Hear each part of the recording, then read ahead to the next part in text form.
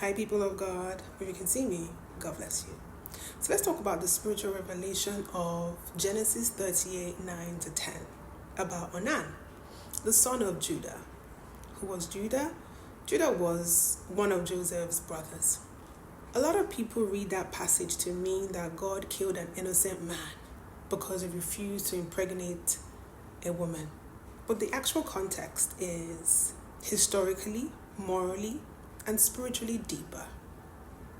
Let's look into it. So historically, before Israel received the law of God through Moses, there was already an established custom that the ancient Israel operated in, right? If you look at Deuteronomy 25, 5 to 10, the custom is encoded there. The principle was, if a married man died without children, his brother had a duty to marry the widow and produce a child in the dead brother's name. So the child would legally carry on the dead brother's lineage. He would inherit the dead brother's property and preserve the family name. This was a rule that was very much practiced in ancient Israel because inheritance, land rights, covenant, lineage depended on it. So we've addressed the custom in ancient Israel. Now to what really happened before verse 9. Quick story.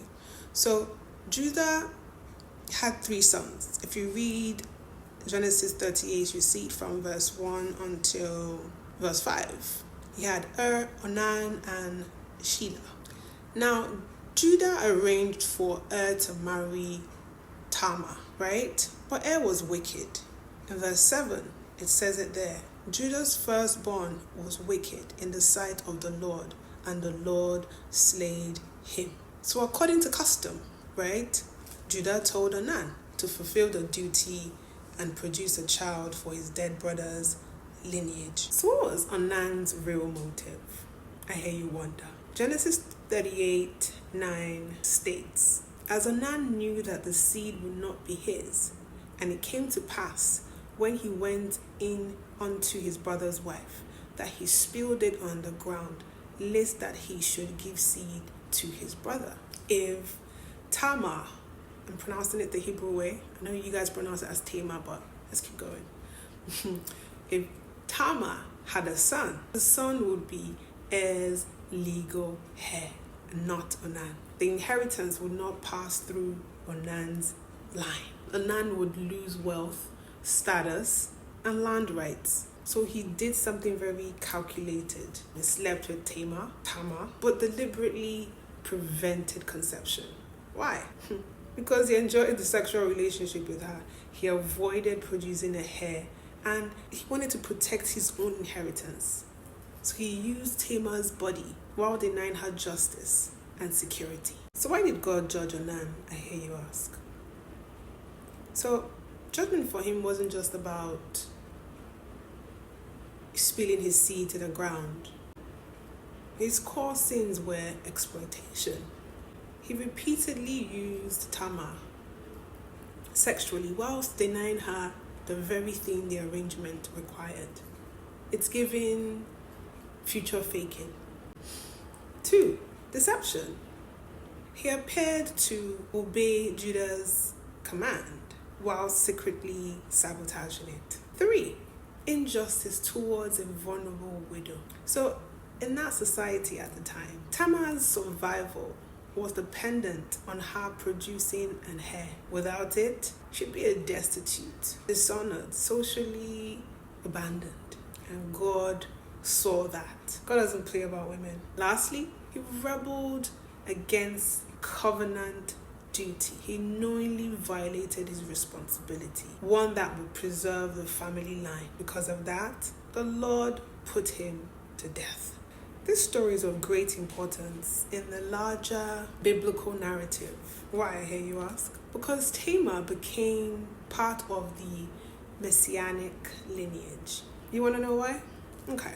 Genesis 38 verse 11 said, Judah promised to give Shelah, his last son, to Tamar. Time passed. Judah's wife died. Tamar had news that Judah was going to go to shear his sheep in Timnath. So she put off a widow's garment, covered up her face with a veil, wrapped herself, and sat in an open place. Verse 14 says that, for she saw that Shelah was grown, and she was not given unto him a wife. So Judah saw her, thinking she was a harlot because she covered her face, and begged her to sleep with her. Tamar, being a wise woman, asked him to pledge something to her. And he asked what? In verse 18, she said, thy signet, thy bracelet, thy staff in thy hand.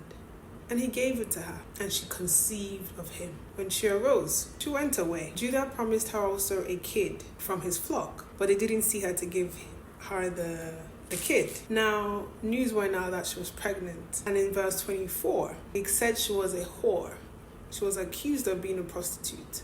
And Judah said, bring her forth and let her be burnt. You know what saved her? The bracelet, the signet, and the staff. And in verse 26, Judah acknowledged them and said, she has been more righteous than I, because I gave her not to Shelah my son, and he knew her again no more.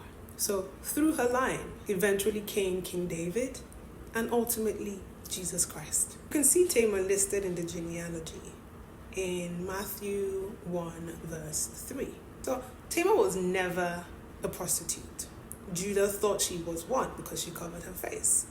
So I hear a lot of people say she was not a prostitute.